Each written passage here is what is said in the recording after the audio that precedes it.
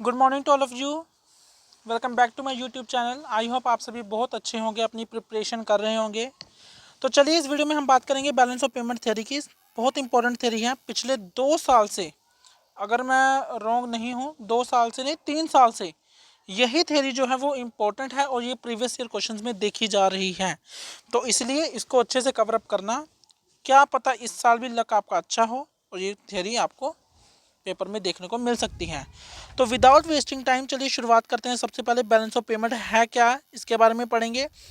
लेकिन उससे पहले कुछ इंपॉर्टेंट चीज मैं आपको बता दूं। ये तो दूसरी थ्योरी थी। हाँ, बैलेंस ऑफ पेमेंट होता क्या है, सबसे पहले मैं आपको ये बता देता हूं। जितनी भी ट्रांजैक्शंस होती हैं इंडिया और दूसरी कंट्री लगा लो यूएसए, ठीक है, इनके बीच में जितनी भी ट्रांजैक्शंस हो रही हैं, चाहे वो एक्सपोर्ट्स की हो चाहे वो इंपोर्ट्स की हो। आप कई बच्चों को एक्सपोर्ट्स और इंपोर्ट का पता नहीं होगा, वो मैं आपको बता देता हूँ। एक्सपोर्ट का क्या मतलब होता है, जब हम कोई चीज़ बाहर भेजते हैं, भेजते। और इंपोर्ट का क्या मतलब होता है, जब हम कोई चीज़ बाहर से खरीदते हैं, खरीदते या फिर मंगवाते हैं। वैसे एक्सपोर्ट का क्या मतलब, भेजते हैं या फिर बेचते हैं। Is it clear to all. वैसे ही जितनी भी ट्रांजैक्शंस हम बाहर करते हैं, जहाँ हम इंपोर्ट करते हैं, एक्सपोर्ट और इंपोर्ट करते हैं, जितनी भी ट्रांजैक्शन रिकॉर्ड की जाती है, ठीक है, with the rest of the world, ठीक है, पूरी दुनिया में जितनी भी इकोनॉमीज हैं, ठीक है, चाहे वो ईरान है, चाहे इजराइल है, रशिया एक्सेट्रा, जितनी भी कंट्रीज हैं, उसके बीच में जितना भी ट्रेड हमारे बीच में होता है, उसकी जितनी भी ट्रांजैक्शंस को रिकॉर्ड करना, उसको हम कहते हैं बैलेंस ऑफ पेमेंट। और इसका क्या मतलब होता है कि हमने पेमेंट्स को क्या करना है, बैलेंस। अब आप आगे पढ़ोगे कि बैलेंस कैसे की जाती है पेमेंट्स को। देखो सीधी सी बात है, आपकी बुक में सिर्फ इतना ही होगा, लेकिन आपने इतना नहीं लिखना। एज बिकॉज मैं आपको अभी भी बता रहा हूँ, शीट्स आपको अच्छे से भरनी पड़ेगी, लेकिन विद मटेरियल कंटेंट। ये नहीं कि आप आलतू फालतू की चीज़ें लिख कर आ जाओ, तो वो आपका गलत हो जाएगा क्वेश्चन। क्योंकि वहाँ पर जो टीचर्स हैं वो अच्छे से पेपर चेक करते हैं। ये कभी भी मत सोचना कि वो अच्छे से पेपर नहीं चेक करते, तो ये आपकी गलत फहमी है। Is it clear. सबसे पहले जो हमारा बैलेंस ऑफ पेमेंट में आता है करंट अकाउंट। ये इसके कंपोनेंट्स है, ये ऊपर लिख लेना अच्छे से, ये भी आपने साथ में लिखने हैं, ठीक है। Components, components balance of payment, ठीक है। सबसे पहला कंपोनेंट है करंट अकाउंट। करंट अकाउंट एक इंपॉर्टेंट है, मैं आपको यही सीधे सीधे अगर मैं आपको बता दूं, तो करंट अकाउंट सिर्फ हमारे किसको देखता है, जो मैं अंडरलाइन कर रहा हूँ ना लाइंस, इसको अच्छे से पढ़ लेना। करंट अकाउंट इनकम, आउटपुट और एम्प्लॉयमेंट को देखता है हमारी कंट्री में। Employment,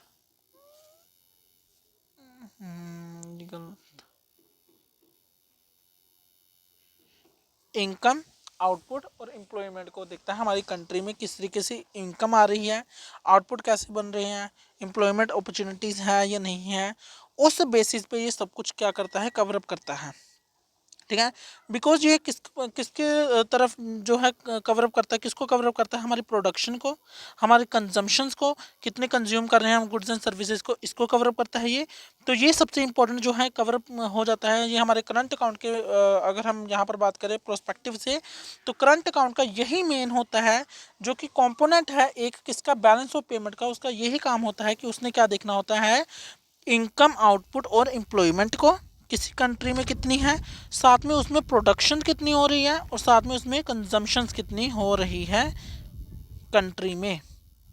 is it clear to all,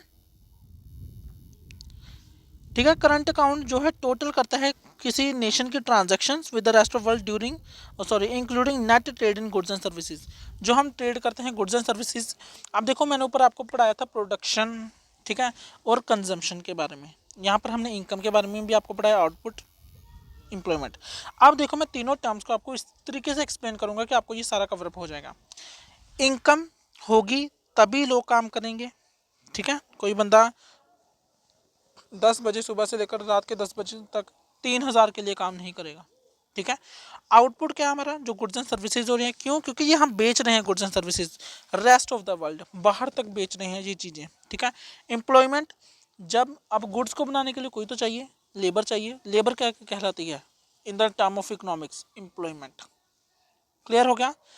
investments किस तरीके से हम कर रहे हैं, और हमारी पेमेंट जो आ रही हैं, जब जा रही हैं, कोई पेमेंट कर रहे हैं हम, कोई रिसीट्स आ रही, तो इस सब को करंट अकाउंट ही है एक ऐसा मात्र अकाउंट जो रिकॉर्ड करता है।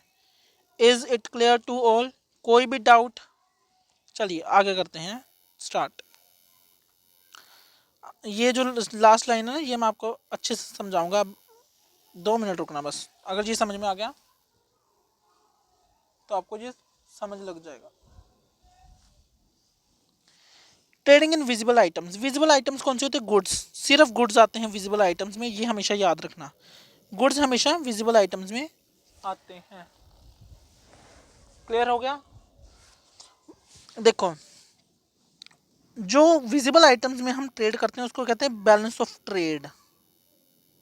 बैलेंस ऑफ ट्रेड, इसको बैलेंस कर कर चलना पड़ता है। देखिए कैसे। बीओटी का क्या मतलब? मनी रिसीव्ड एक्सपोर्ट से माइनस करना हमने इंपोर्ट। जैसे कि मैंने कोई गुड्स बाहर बेची हैं 50, हाँ ये लिखो 50 रुपए की, लेट्स सपोज कर लो, इसको एग्जांपल लेना। 50 रुपए की जो चीज़ है वो मैंने बाहर से मंगवा भी ली है, तो बैलेंस ऑफ पेमेंट क्या हो गया मेरा? ज़ीरो। यानी कि दोनों चीज़ें बैलेंस है। अगर यहाँ पर मैं चीज़ यहाँ पर जो है ज़्यादा मंगवाता हूँ, ज़्यादा पैसे की, यहाँ पर मैंने 70 रुपये की चीज़ बाहर से मंगवाई है, तो बैलेंस ऑफ पेमेंट क्या आ जाएगा हमारा? -20। -20 का क्या मतलब है? ये हमारा क्या हो गया? Deficit balance of payment. और अगर इसी की जगह मैं इसको चेंज करता हूँ और 70 रुपये की चीज़ जो है वो मैंने बाहर बेची है, और मैंने बाहर से 50 रुपये की चीज़ मंगवाई है, तो इसका बैलेंस क्या होगा? 70 में से 50 गए, कितना हो गया? 20। ये पॉजिटिव है, तो ये क्या होगा हमारा? फेवरेबल। मैं आपको बताता हूँ बैलेंस क्या होता है जब एक्सपोर्ट बराबर हो जाते हैं इंपोर्ट के। फेवरेबल क्या होता है? जब एक्सपोर्ट ज़्यादा होते हैं, आप बेच ज़्यादा रहे हो, 70 चीज़ें बेच रहे हो, लेकिन इम्पोर्टर 50 कर रहे हो, तो ये हमारा हो गया फेवरेबल। अनफेवरेबल क्या होता है? जो कि चीज़ आप 70 रुपये बाहर बेच रहे हो, लेकिन जो इम्पोर्ट है वो आप कर रहे हो 100, तो दोनों में से कौन बड़ा है? ये, यानी कि इम्पोर्ट आप ज़्यादा कर रहे हो, तो ये हमारा हो गया अनफेवरेबल। Is it clear? अब कुछ ऐसे आइटम्स होती हैं जो कि हम इनविजिबल आइटम्स के तौर पर हम इसको कहते हैं, जिसे हम बैलेंस ऑफ पेमेंट कहते हैं। लेकिन ये चीज़ें क्या होती है मैं आपको बताता हूँ। कुछ ऐसी सर्विसेज देना, ठीक है, किसी बाहर के पर्सन को सर्विस दे दी, बैंकिंग की सर्विस दे दी, इंश्योरेंस की सर्विस दे दी, जब वेयर हाउसिंग की सर्विस दे दी, कोई बाहर से आया है, ठीक है, जो कुछ भी ऐसी शिपिंग की सर्विसेज दे दी, इंश्योरेंस की सर्विस, तो ये सारी क्या होती है? Invisible item. बैंकिंग की सर्विसेज आप लेने जाते हो, दिखाई देती है कि कोई सर्विस आ रही है आपके पास, आप सर्विस ले। Services are intangible things. Clear हो गया? अब जो टीचर है आपको पढ़ा रहा है, तो क्या आपको अक्षर दिखाई दे रहे हैं वो कैसे पढ़ा रहा है? तो यही चीज़ होती है, जो ये चीज़ें होती हैं ये इनविजिबल इन नेचर होती हैं, और ये जो है हमारे बैलेंस ऑफ पेमेंट के जो है अंडर आती हैं, और ये जो है इसको ट्रेड करना पड़ता है, और जिस इससे जो पैसा मिलता है वो भी हमारे बैलेंस ऑफ पेमेंट को कवर अप करता है। अब इनकम्स आती हैं यहाँ पर। पहले तो हमने सर्विस दे दी, अब सर्विस की को जो इनकम है वो कैसे आएगी? प्रॉफिट्स। बाहर इन्वेस्टमेंट किया आपने, उसका प्रॉफिट आ गया। इंटरेस्ट, बाहर आपने किसी को लोन दिया है, ठीक है। कई बार क्या होता है, हमारी कंट्री से कोई दूसरी कंट्री लोन लेती है तो हमें इंटरेस्ट आता है, हमारा फॉरेन एक्सचेंज अच्छा हो जाता है। अब मैं ना आपको कुछ चीज़ बताऊंगा जिससे आपको जो बैलेंस ऑफ पेमेंट थ्योरी है वो अच्छे से कवरअप हो जाएगी, लेकिन बस मुझे 2 मिनट देना, ये कवरअप हो। सबसे पहले डिविडेंड क्या होता है? डिविडेंड होता है जब आप कोई भी शेयर्स खरीदते हो, कोई भी आपने शेयर्स खरीदे हैं किसी कंपनी के, उसको प्रॉफिट हो जाता है, तो फिर वो आपको इन रिटर्न क्या करता है? डिविडेंड। इन रिटर्न आपको क्या देता है? डिविडेंड। ये भी एक हिसाब से आपका प्रॉफिट ही होता है। अब मुझे कमेंट बॉक्स में आपने क्या बताना है कि डिविडेंड और, अच्छा 2 मिनट, ये क्वेश्चन तो इजी है, तो ये स्क्रीन बंद हो जाती है बार बार। चलिए आगे आ जाते हैं हमारी यूनिलेटरल ट्रांसफ़र। यूनिलेटरल का क्या मतलब होता है? सिर्फ एक तरफ से, हम कहते हैं ना वो सिर्फ एक तरफ से हमें प्यार करता है, वो सिर्फ एक तरफ से हमारी दोस्ती रखता है। तो आगे से कोई ऐसा बंदा मिले ना तो कहना you are unilateral in nature, या your relationship in unilateral in nature. तो ये यूनिलेटरल का क्या मतलब होता है? सिर्फ एक तरफा। ठीक है, जैसे कि रेमिटेंस। कोई भी इंडियन रेजिडेंट जो वर्क के लिए अब्रॉड गया है, आप वो बंदा आपको इनकम सेंड कर रहा है, ये आप दोस्त मत लगाना या कोई और बंदा रिश्तेदार एक्सेट्रा, आपके घर वाले लगाना। ठीक है, क्योंकि घर वाले पैसा वापस नहीं करते। आप अपने माँ बाप को पैसे दे रहे हो, क्या वापस लेने के लिए दे रहे हो? आपके माँ बाप आपको पैसे दे रहे हैं, वापस लेने के लिए दे रहे हैं? नहीं। Is it clear? तो ये हम कहते हैं रेमिटेंस की आपके घर वाले आपको पैसा दे रहे हैं, आप अपने घर वालों को पैसा दे रहे हो। तो आप इसके लिए नहीं दे रहे हो कि एक्सचेंज होंगे बाद में पैसे, आप इसके लिए दे रहे हो कि बाद में कोई पैसा, यार सीधी सी बात है, आप अपने घर वालों को पैसा दे रहे हो तो आप किसके लिए दे रहे हो? कि वो बाद में दें हमें पैसे। अगर आपको उनका पालन पोषण कर रहे हो, जो घर वाले आपका पालन पोषण कर रहे हो, तो वो आपसे पैसे थोड़ा लेते हैं, तो उसको हम कहते हैं रेमिटेंस। डोनेशन, अगर आप डोनेशन करते हो क्या कहते हो? ये लो मैंने 100 रुपये दे दिए डोनेशन के, जब कोई लंगर वगैरह वगैरह होती है ना उसमें आप पैसे देते हो, क्या कहते हो? आप बाद में मुझे जगराते में कड़ा जारा देना, कुछ ऐसा करते हो? नहीं, वो डोनेशन है।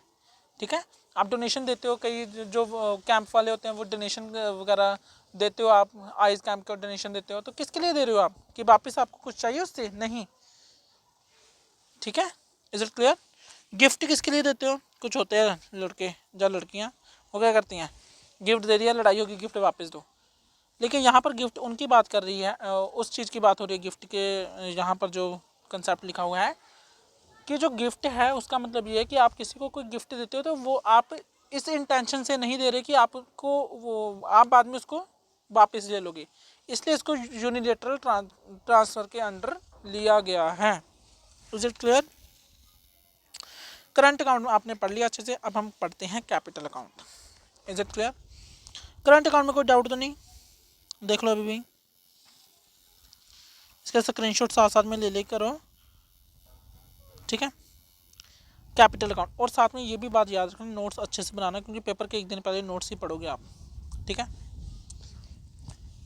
कैपिटल अकाउंट, करंट अकाउंट हमारी इनकम, आउटपुट, एम्प्लॉयमेंट इसको दर्शाता है। लेकिन जो हमारा करंट कैपिटल अकाउंट है वो हमारे एसेट्स एंड लाइबिलिटीज को दर्शाता है।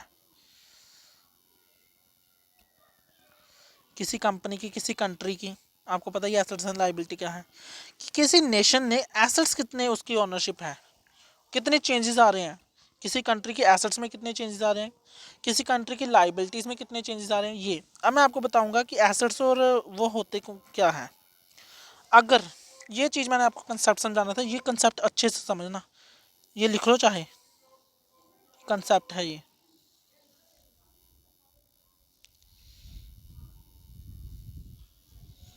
अच्छे से लिख लो। ये अगर इंडिया है, ये इंडिया है और ये यूएसए, ये कंसेप्ट ध्यान से समझना, नहीं तो समझ नहीं आएगा आपको बैलेंस ऑफ पेमेंट। अगर मैंने यहाँ पर किसी को लोन दिया, यूएसए को मैंने क्या दिया, इसको लोन, यानी कि पैसा यहाँ से यहाँ गया। अब लोन के बदले हमें क्या मिलेगा? इंटरेस्ट। क्या मिलेगा हमें? इंटरेस्ट। ये चीज़ फिर से ध्यान से मैं समझा रहा हूँ आपको, और ध्यान से सुन लो इसको।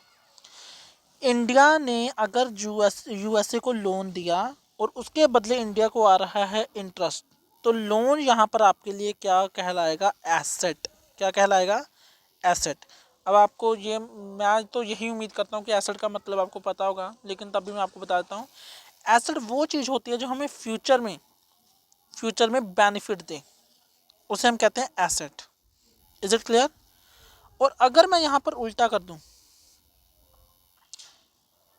कि यूएसए जो है वो हमें लोन दे रहा है, ठीक है, और हम उसको इंटरेस्ट दे रहे हैं, इस टाइम कौन लोन दे रहा है हमें? यूएसए।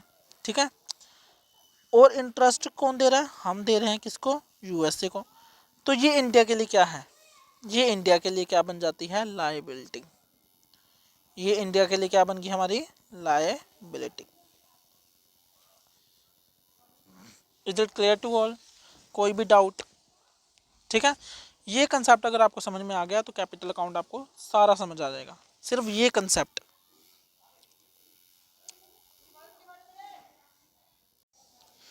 तो सबसे पहले देखो यही है, अगर आपके, ये भी एक चीज लिख लो, अगर आपके एसेट्स इंक्रीज होते हैं तो आपका अकाउंट डेबिट होगा। डेबिट व्हाट कम्स इन, है ना, क्योंकि बाद में आपको क्या मिलना है, इंटरेस्ट ऑन लोन। और अगर आपकी एसेट डिक्रीज होते हैं तो वो क्या हो जाएंगे, क्रेडिट। इसी से आपने लाइबिलिटीज का भी बना लेना है। मैं शॉर्ट फॉर्म लिख रहा हूँ, अगर एसेट इंक्रीज होते थे तो डेबिट होता था, तो यहाँ पर लाइबिलिटी इंक्रीज होगी तो क्रेडिट होगा। अगर एसेट डिक्रीज होते थे क्रेडिट होता था, और लाइबिलिटी डिक्रीज हो गई तो यहाँ पर क्या होगा, डेबिट। ये रूल्स जो है इंपॉर्टेंट लिख लो, हाईलाइट करके रख लो। अब यहाँ पर यही रूल सारे काम आने हैं।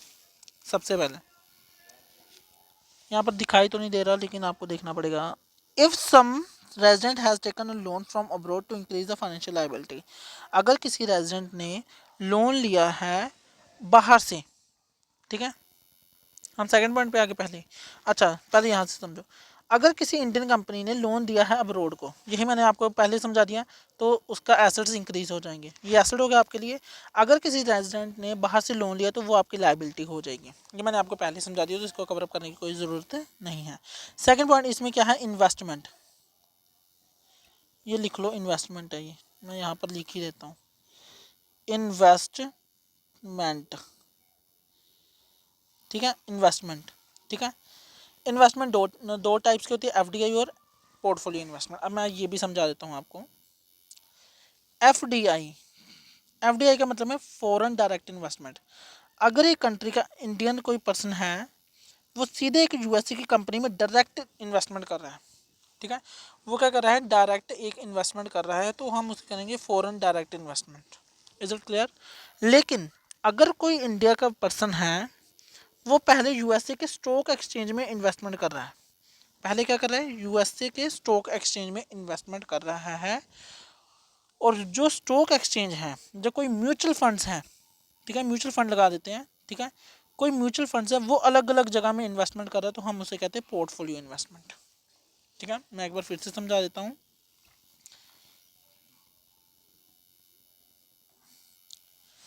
अगर कोई इंडिया का पर्सन है, इंडिया का कोई पर्सन है,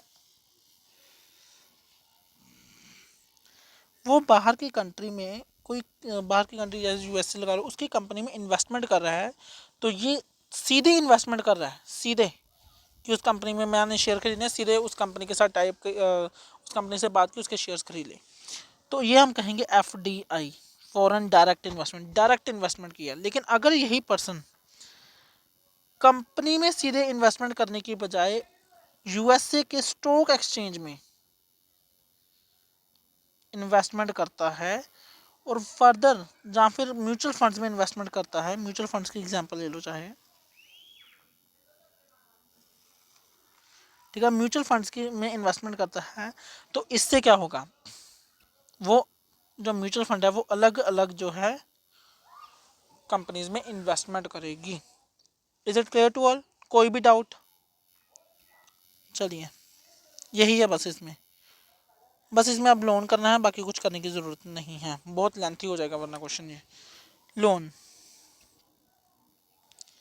मनी रिसीव्ड बाय गवर्नमेंट, ठीक है, किसी भी लोन का तो आपको पता ही है ना, कोई मनी रिसीव की गई है गवर्नमेंट के जहाँ द्वारा या प्राइवेट सेक्टर के द्वारा, in long term, medium term, short term, ठीक है, तो यही है लोन। अगर आपने डिस्ट्रीब्यूट किया फॉरेन को, ठीक है, वही मैंने आपको बताया था, डेबिट हो जाएगा, रीपेमेंट कर रहे हो तो भी डेबिट हो जाएगा, यानी कि वो लाइबिलिटी आपके लिए, है ना।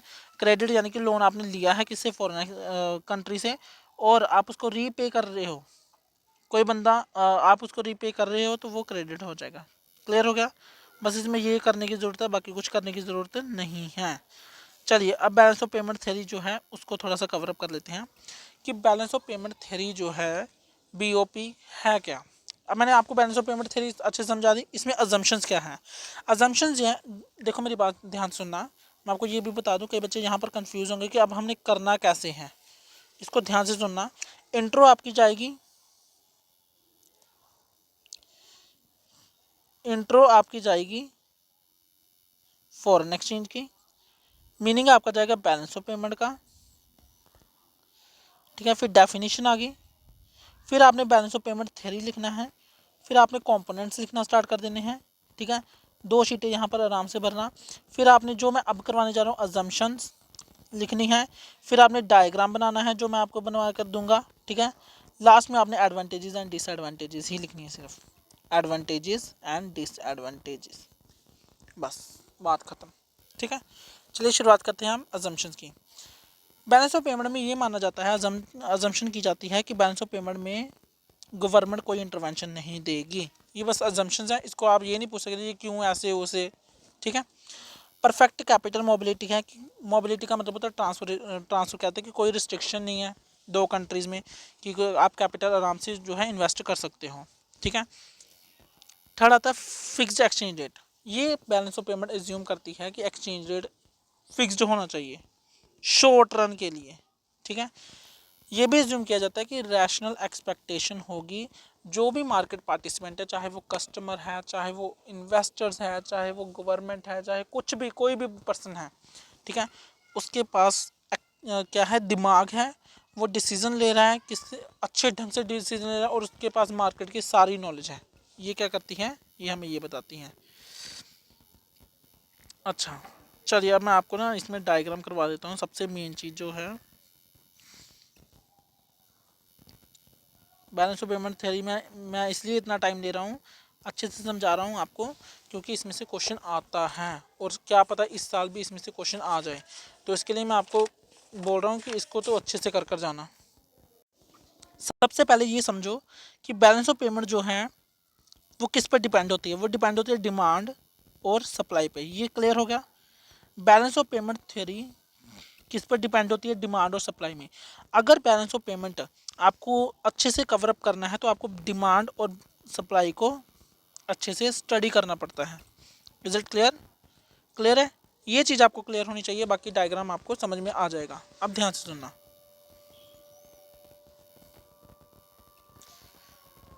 चलिए ये लाइन है, थोड़ी टेढ़ी बन गई है, ये लाइन है ये, ठीक है। जहां पर डिमांड और सप्लाई कट करते हैं वहां पर बन जाता है हमारा इक्विलिब्रियम पॉइंट, ठीक है। जहां पर डिमांड, आपको पता है डिमांड नीचे गिरती है बढ़ती है ऐसे, है ना, सप्लाई ऊपर बढ़ती है ऐसे, ये पता है। यहाँ पर क्या बन जाएगा आपका equilibrium point. Is it clear? कोई भी डाउट? ठीक है, तो ये हमारी क्या होती है डिमांड और ये हमारी क्या है सप्लाई, ठीक है। और ये हमारा बन गया इक्विलिब्रियम पॉइंट। क्या बन गया ये इक्विलिब्रियम पॉइंट, जहाँ पर एक्सचेंज रेट को डिटरमिन किया जाएगा, जहाँ पर एक्सचेंज रेट को क्या किया जाएगा डिटरमिन किया जाएगा। ये लाइन बहुत दूसरी तरीके से है ये, हाँ ये, ठीक है। ये हमारा एक्सचेंज रेट जहाँ पर डिटरमिन किया जाएगा, ये मैं यहाँ से कवर अप करवाता हूँ। एक्सचेंज रेट यहाँ पर हमारा डिटरमिन होगा, ठीक है। ये ध्यान से समझना, ठीक है। देखो अब यहाँ पर हमने बताना है कि जो एक्सचेंज रेट है जो कुछ भी, उसका प्राइस जो हमारा डॉलर है कब इंक्रीज होगा। डॉलर यहाँ पर इंक्रीज हो गया ₹80। ये गड़बड़ क्यों हो रही है यहाँ पे, हाँ पहले ये समझ लो कि यहाँ पर जो $1 की वैल्यू है वो ₹70 है, ये चीज़ समझ लो पहले, ठीक है। अब हम जानेंगे यहाँ पर कि अगर प्राइस इंक्रीज हो जाता है तो ये ऐसे हो जाएगा, सीधी सी बात है ना। तो इसका मतलब ये है कि यहाँ पर जो प्राइस है वो कितना है, $1 की वैल्यू ₹80 है। अब इससे हमें क्या समझ लगता है कि इसमें डिमांड ज़्यादा है। अब जब डिमांड ज़्यादा होगी तो प्राइस तो इंक्रीज होगा ही होगा। लेट्स सपोज कर लो अगर आपके पास 20 चीज़ें हैं, ठीक है, लेकिन अब वो जो है उसकी डिमांड बहुत ज़्यादा है, ठीक है, उसको खरीदने वाले 100 लोग हैं, तो ऑब्वियसली आप क्या करोगे, प्राइस को इंक्रीज कर दोगे।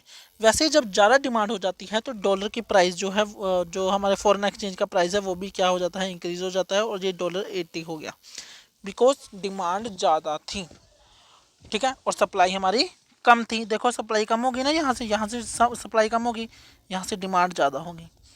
अगर डिमांड हमारी कम है तो ऑब्वियसली ये नीचे गिर जाएगा, ये नीचे गिर गया, और सप्लाई ज़्यादा है तो ये जो सप्लाई है ये यहाँ चली गई, और डिमांड जो है वो नीचे गिर गई, यानी कि $1 की वैल्यू कितनी होगी, 60 रुपीज़। अब क्लियर हुआ? क्लियर है? मैं फिर से समझा देता हूँ, एक बार फिर से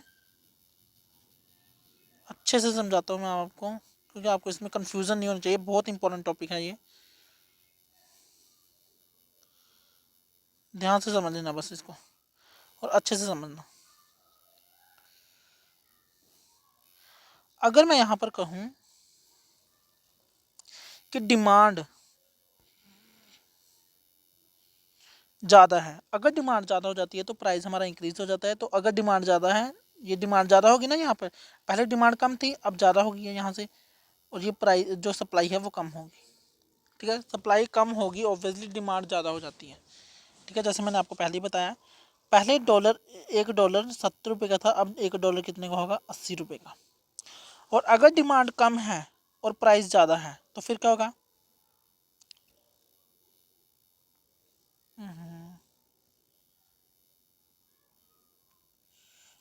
फिर क्या होगा देखना, डिमांड जो है वो कम हो गई है ना, तो ये कैसे होगा, ये 80।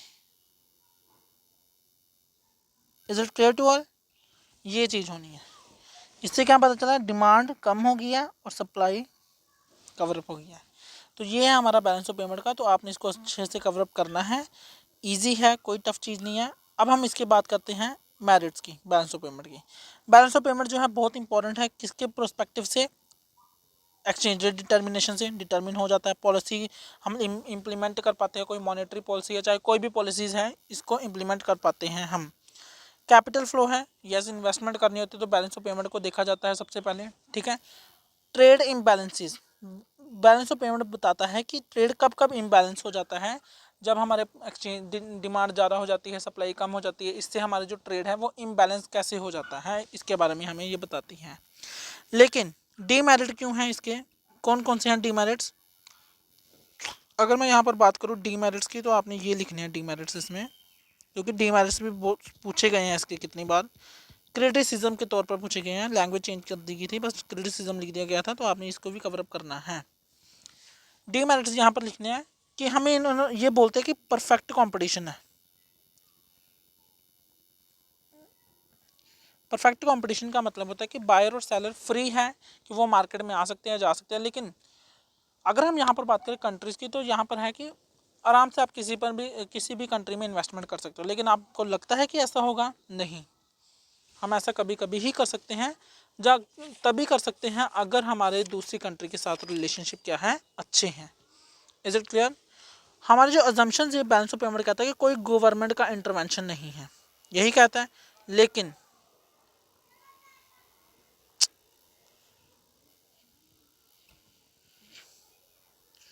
लेकिन आपको पता है, अगर कोई भी प्रॉब्लम होती है, जो कुछ भी ऐसा होता है, तो गवर्नमेंट का इंटरवेंशन ज़रूरी होता ही होता है। ठीक है, थर्ड ये क्या कहता है कि ये सभी जो जितने भी पर्सन जो काम कर रहे हैं वो रैशनल हैं। लेकिन आपको पता है कई बार ऐसी चीज़ें होती हैं कि व्यक्ति जो है दिमाग से काम नहीं करता, जिसके कारण exchange rate etcetera, demand increase हो जाती है, इन्फ्लेशन इंक्रीज़ हो जाती है ना। तो ये हमारे क्रिटिसिजम्स हैं इसके बैलेंस ऑफ पेमेंट के। ठीक है, फोर्थ हमारा आता है कि डेटा लिमिटेशन। कई बार डेटा लिमिटेशंस होते हैं हमारे पास। ठीक है, कुछ ऐसी चीज़ें लिमिटेशंस में आ जाती है डेटा, जैसे कि डिमांड और सप्लाई के रिलेटेड। ठीक है, तो ये था हमारा डिमांड बैलेंस ऑफ पेमेंट की थ्योरी। आई होप आप सबको समझ में लगी होगी, इजी है, कोई टफ नहीं है। अगर आपको नहीं आती अगर आपको यहाँ पर नहीं समझ आई, आप एक बार फिर से इसको देखिए। अगर फिर भी नहीं समझ आती तो आप मुझे जो कमेंट सेक्शन में पूछ सकते हैं। तो आज के लिए बस इतना ही। Thanks for watching.